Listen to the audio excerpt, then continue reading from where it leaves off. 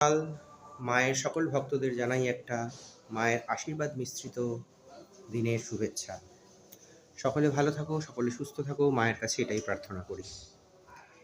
আজকে একটা কথা বলবো, কথাটা হচ্ছে তাদের জন্য যারা মনে করে টাকা পয়সাই সব, লেখাপড়ার কোনো দরকার নেই। চাণক্য একটা শ্লোক বলে গিয়েছিলেন।